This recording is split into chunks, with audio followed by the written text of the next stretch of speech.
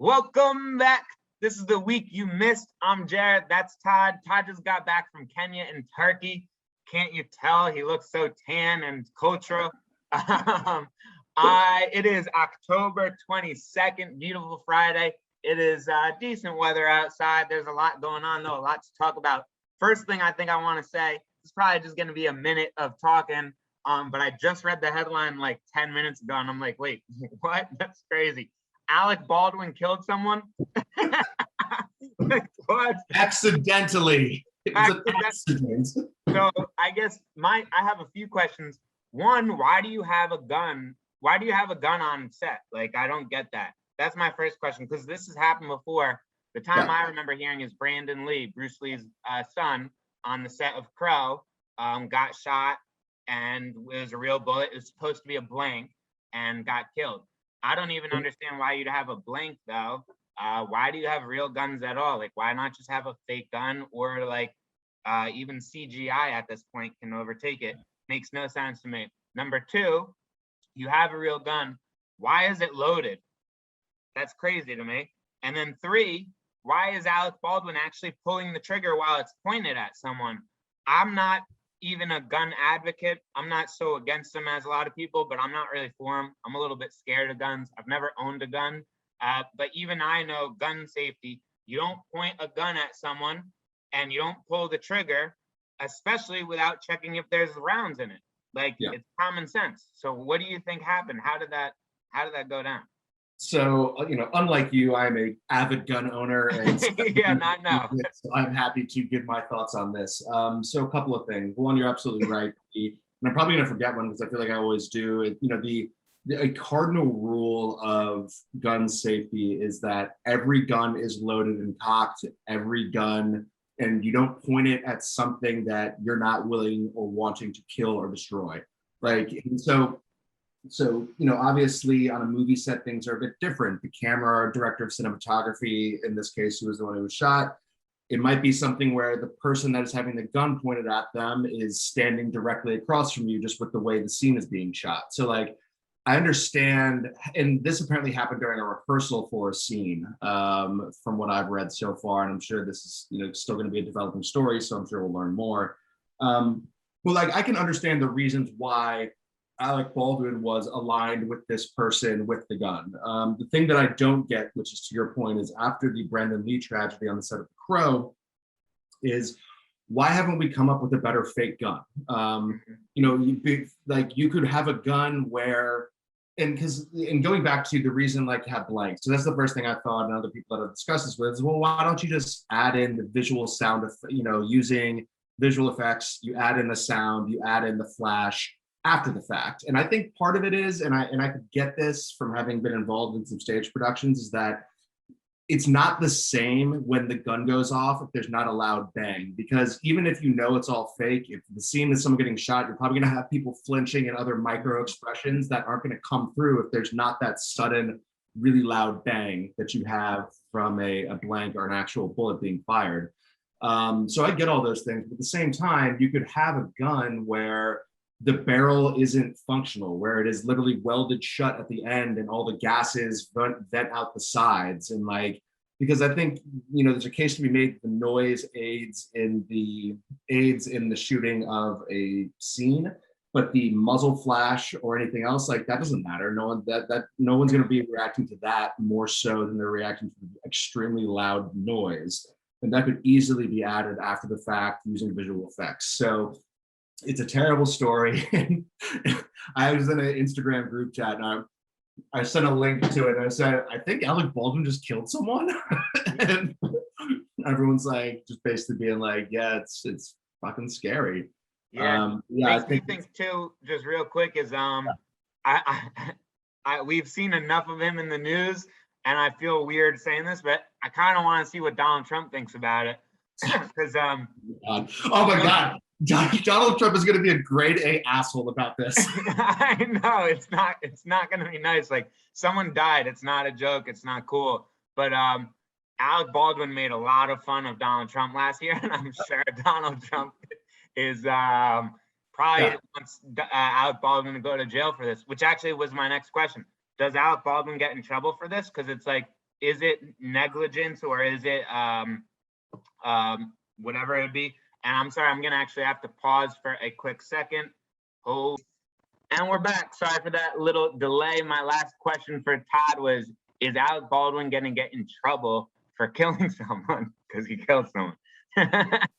It's not funny. We're not laughing at it, but it is just like it's an absurd statement, and it's an absurd tragedy and very sad. But so I don't think Alec Baldwin is going to face any sort of consequences, either civilly, so money wise, or criminally.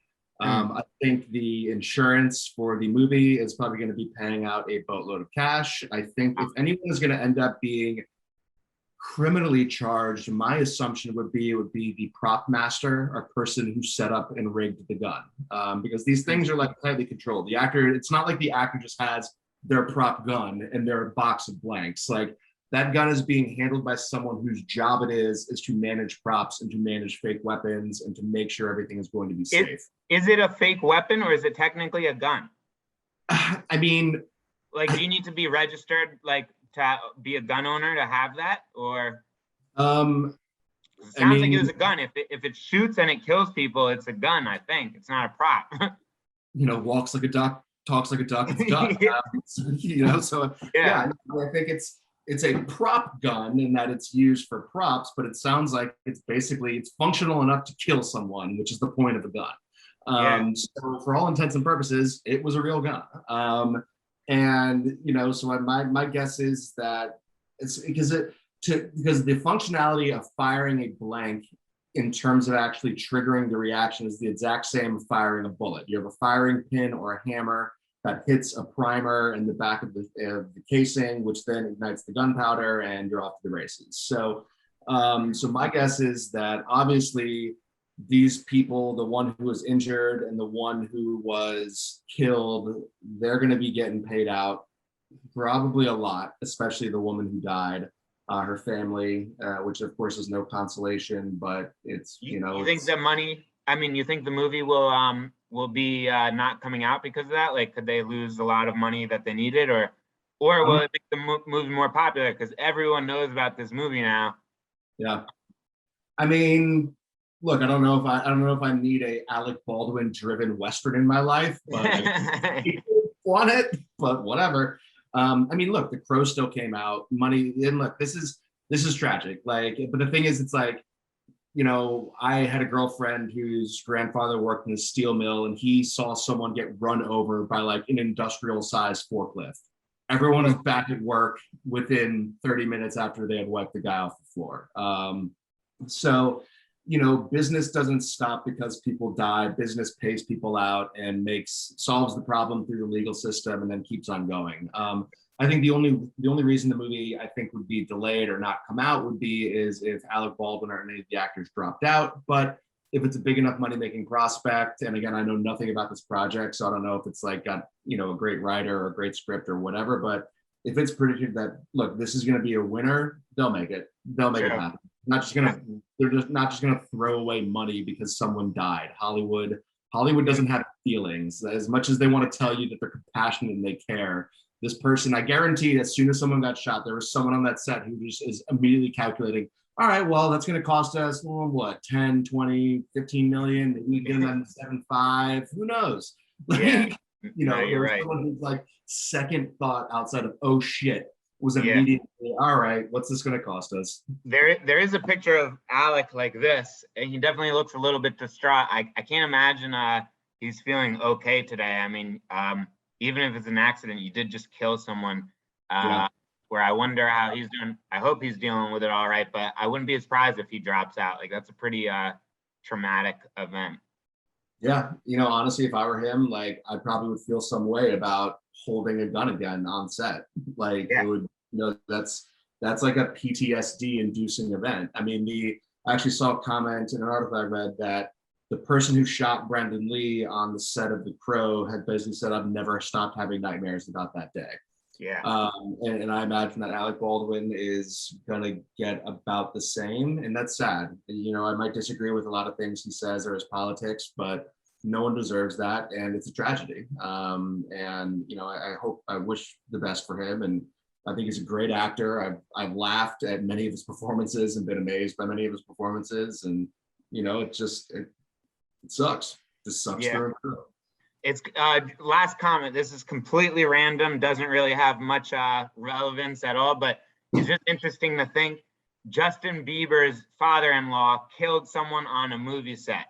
Like, like when you think about the possible headlines going on, it's it sounds like it's a joke. It sounds fake, but no, this is real life right now.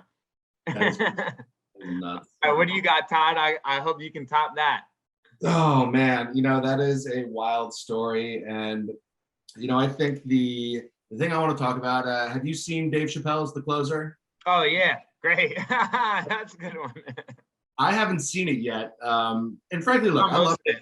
I didn't see the whole thing, but I saw most of it. So I've read about all the controversy. I understand what's going on. And frankly, look, I love Dave Chappelle, but I think more currently he has taken a shift from being not just a comedian, but into a social commentator. And while I think his more recent comedy specials have been funny, they're not, to me, as funny in terms of like a jokes per minute kind of metric, because he often goes into these like, you know, unfunny monologues that are still interesting and they're still impactful and they're interesting, but it's not as jokey as he was before he sort of attained this next level of like social commentator and whatever you would use to describe him. But obviously, since people are absolutely fucking children babies who need to have their feelings protected, he's getting a lot of blowback from over the trans issue and the trans jokes, even though he ends the special basically telling a story about a very good friend of his who was trans, who ended up basically being bullied to death potentially by a Twitter mob for supporting him. And he set up a college fund for his kids. Yeah, that sounds like an anti-trans person, you fucking assholes. Jesus Christ, sorry, this just pisses me off so much. But there was crazy. The thing I want to talk about, there was the Netflix walkout that recently happened, I think on the 20th. And these two guys, at least two guys, showed up to counter protest the walkout with signs that said like, jokes are funny and Dave is funny. And we're just walking around just basically screaming, being like, I love Dave Chappelle. Dave Chappelle is funny. Jokes are funny. Like, and of course, these, you know, the tolerant left, the people that are the picture of tolerance, were violently aggressive towards them. At one point, someone rips their sign out of their hands that's on a very long wooden pole, rips the sign off. The guy takes the pole back, and the person who ripped the sign off immediately starts screaming, he has a weapon, he has a weapon. Now, if you're at an event where there's obviously a police presence and someone is saying, that person has a weapon, that person has a weapon, what are you trying to do? You're trying to get that person arrested or shot. Right. No, and look, I'm being extreme here, and I don't know in that moment if the person was thinking like, oh, it'd be great if the police arrested him or beat him or shot him. But that is a very possible outcome of those actions. And so the most insane thing is, and these guys, they never swore, they never said anything anti-trans. They were basically happily and joyfully counter-protesting these ridiculous woke crybabies. And the Associated Press published a picture of the guy who was one of the protesters and basically said, you know, counter protester at Dave Chappelle is shouting profanities at protesters, when the exact opposite was true. And so this created a whole like Twitter storm of people calling out and being like, this is not what happened, Associated Press, you know, and this was a picture and caption that was then syndicated on the Associated Press newswire. So that picture and that caption flowed into countless stories that use the Associated Press for their wire service and for their images. So this guy is basically being completely defamed by the Associated Press, possibly libeled. I mean, I think I don't know if you remember the Covington Catholic kids, the Tambourine Indian or Native American man who got in his face, and everyone was like, oh, look at this white privileged kid, and he was taunting this Native American man. And it turned out to be completely untrue. And that kid is now basically never gonna have to work a day in his life after he sued like 5 news organizations for libel. Yeah. And, you know, I think it would be nice to see this happen again. I hope this guy sues. I hope he wins. I hope, frankly, what I hope is that he pushes the lawsuit far enough so that they get to discovery, so that they can pull out all the internal correspondence, internal emails, internal discussions about these people. And I hope he just dumps it online. And I hope he would be a goddamn hero and a legend for exposing these completely bankrupt and corrupt media organizations that we have. I'm just so tired of having narratives pushed and that facts matter second. Like everyone says that Donald Trump was aggressive towards journalists and Donald Trump is attacking the media. No, you idiots, you're attacking yourselves by not doing your goddamn job. Yeah. You push, you decide what the story is, and then you mold facts or delete facts to make everything confirm your prior desires. And it's just terrible. So the whole thing around Dave Chappelle has been pathetic. The CEO of Netflix originally found his fucking balls and was standing up to him, but now he basically handed the balls over to these pussies at his company that are protesting. And yeah, I mean, honestly, if I were him, I would have fired every single person that walked out. I would have said, "You're all gone." You know how many people want your job? You are gone. Go find a job. It looks like I'm reading, I think that the Associated Press issues correction on photo of Netflix counter protesters. So they realized that it was probably wrong. They saying they tried to fix it, but the damage is already done with a lot of good stuff. So it's like saying sorry now doesn't really do too much. Well, look, and the thing is, absolutely no one knew who this guy was before yesterday. I mean, look, he had a YouTube show and he had a channel, but he was pretty much probably unknown, certainly compared to someone like Dave Chappelle. So it would be funny if this is the thing that one, increases his following tenfold, and then two, if he's able to sue people and just make a bunch of money off this too. Like him being defamed could end up being the most profitable event of his entire life. And I hope he just laughs all the way to the bank and is able to continue to grow and, you know, go on to have an even better career because these assholes couldn't do their job. Yeah, I guess I'm just curious too, like at what line are these people trying to go to make everything politically correct and not like hurt anyone's feelings? Because it's like I kind of don't get, I'm not offended at all, but I'm pretty sure Jews get made fun of all the time. Why doesn't anyone care about that? Like, I don't get why people should care about trans people, but shouldn't we care about Jews? Why? And I just like, I don't get why some jokes are accepted and some aren't. We can make fun of Republicans and hicks and say that they're dumb, and people from Alabama marry their own cousins. Like everyone makes that joke. It's all over the internet. It's on SNL. It's accepted. Why is that accepted, but not this trans joke? Is a little bit weird to me. Obviously, you shouldn't hurt anyone's feelings, but I thought comedy was something that kind of pushed buttons a little bit, and like it's kind of supposed to be, hey, everyone's supposed to be able to take a joke right now, and it's a joke. And I guess like the way you say the joke matters, and like some jokes seem a little bit more mean than others. But I don't get why we're all just saying that these jokes aren't allowed. But there's a million jokes that are said on Netflix right now about Black people, about white people, about Jews, about Asians, about poor people. Why aren't those jokes? Why aren't we going crazy about those jokes? It doesn't make so much sense to me. Well, the only thing I can assume is that these people assume that trans people are all babies that need to be taken care of and infantilize them and view them as less than human and unable to take a joke. So that is my assumption, is that they assume that they need to be coddled and cared for in a way that the average human doesn't need to be, inherently disrespecting them and not treating them like an actual walking, talking human being. Netflix, those Netflix employees should be advocating for no more jokes on Netflix, is what I'm saying. If you can't make fun of trans people, you can't make fun of anyone. Why are they treated any differently? That's actually treating people differently, not treating everyone the same. Look, and it would be interesting because you brought up the Jewish angle and, a couple things. One, obviously Jews control all the worldwide media. So that's why they're, able to be made fun of, obviously joking. But and it's a common thing.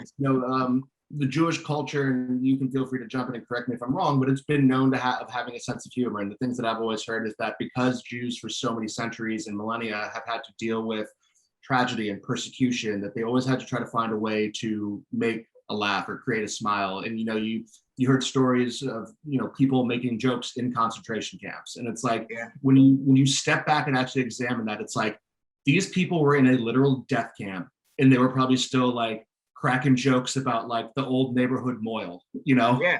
and it's crazy. And there's messed up jokes, and like some jokes, I'm gonna tell a joke right now, and it's messed up, and like I wouldn't tell this joke to some people, and some people I would be like, yo, this is a messed up joke. I probably won't repeat this all the time, but it is kind of funny. But I don't know. I like it's a joke. There's nothing more to it. But do you know why Jews don't eat pussy? No. Too close to the gas chamber. Oh, Jesus Christ, Jeremy. I've heard a lot of very offensive jokes in my life. I have never heard that one. That is a brand new sentence that I've heard. Put that one in the library. It's a good one. But it's like, that's fucked up. That's a really messed up joke, but it's a joke. No, I'm not anti-Semitic. I'm not like for Hitler. I'm not for concentration camps. It's a joke. It gets people kind of thinking a little bit. It gets people a little shock value, and that's it.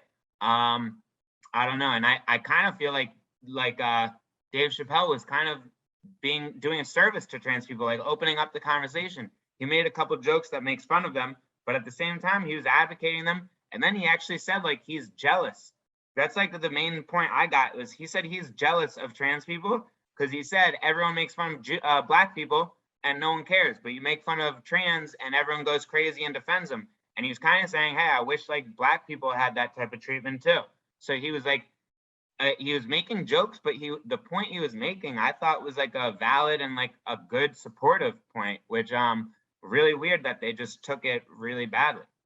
Well, and he's making a complex point and holding a mirror up to an aspect of society that frankly is a little bit fucking crazy right now. Look, I respect trans people. I respect trans lives. I think they should have all the rights that anyone else has. I don't think it should be discriminated against. But these ideas that people are now saying, like there's no difference between a trans woman and someone who was born a woman from birth, like no, that's not true. I'm sorry. I won't accept that. It's not fucking true. And I think it's not true. Someone who has A cup titties, and then if they got breast implants and have D cup titties, like yeah, it's still a person and they're still titties, but they're not the same titties. Like you can't. And if you're dating someone who has breast implants, you'd probably want to be told that they're breast implants, or you'd figure it out eventually too. But like, when you touch them, yeah. But like, it's not the same. Like, it's just not the same. I don't know how you could think that it is the same. It makes no sense to me.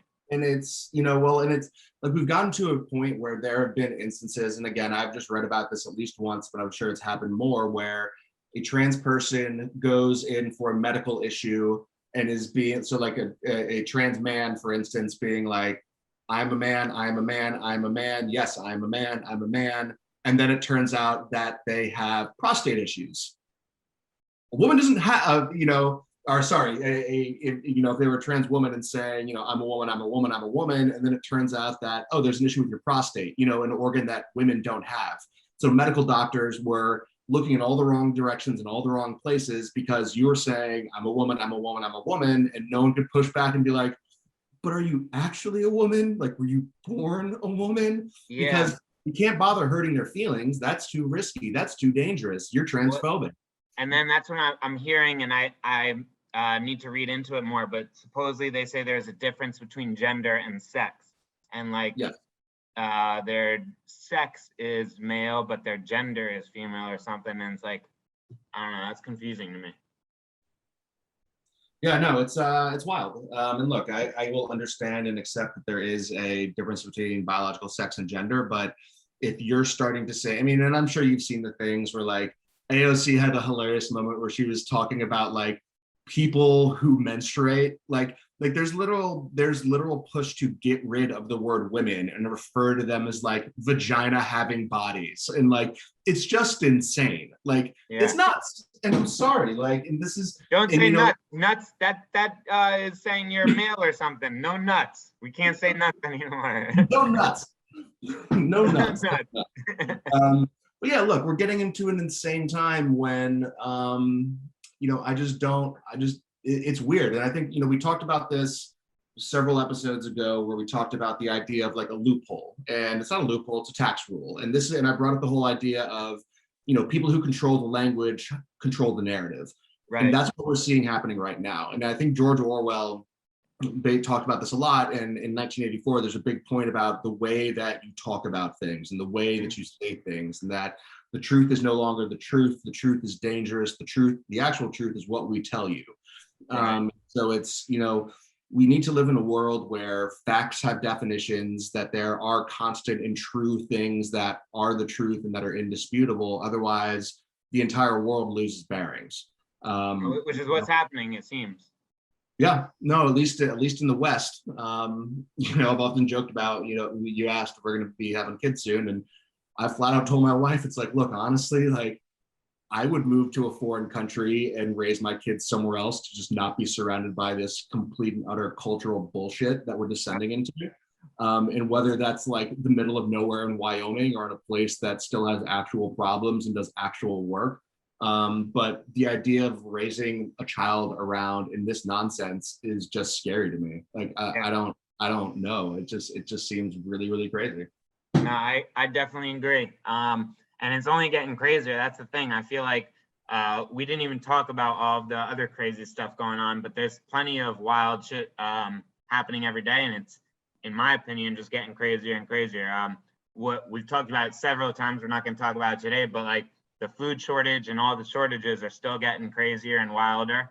The one thing I'll comment real quick, but we'll wrap the episode up pretty shortly, but the fact that Biden said he's going to make the ports 24/7 now. So now everyone's like, oh, now it's going to be fixed. It's like, yeah, that's going to do nothing.